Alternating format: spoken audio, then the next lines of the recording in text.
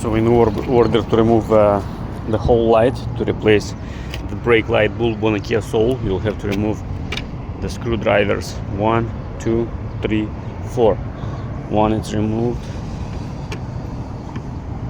I'm not gonna remove. Actually, this is the last one. For some reason, I had only 2. Probably somebody removed it before. So after you just pull it out, it has some clips like this. 1, 2, 3. So you'll need just to pull it out, and after you can see the whole wire. So the brake light is at the bottom, this one. So now we're gonna remove the bulb from there. We're gonna replace it. So you just spin it counterclockwise if you look at from that side, like this. You spin it, you pull it out, and you pull out the bulb. As you can see, this one is melted inside. Let me make it closer. See, the wire is melted, so we're gonna replace it with this one. So now you just press on it, you spin it, and you pull it like this. It's gonna be also counterclockwise. You press. If you do go clockwise, it gets back in its place. You press it, spin it counterclockwise, pull it out. So I just got a new light. Just find its place like this. Push it in. Actually,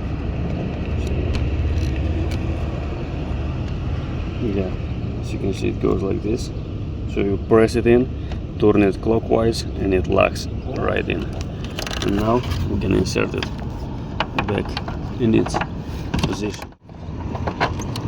As you can see, it goes like this. You tighten it clockwise, counterclockwise you remove them, clockwise you tighten them, and make sure the wire is all good in their places. So now we can just slide it back. Put this side, you go under the cylinder like this, and after you align these tabs, 1, 2, 3. Once they align it, you just press it in until you hear that click. You can just tighten the screws. One right here, one right here. 1, 2. And I'm gonna put a bottle to make sure everything is working. That's it.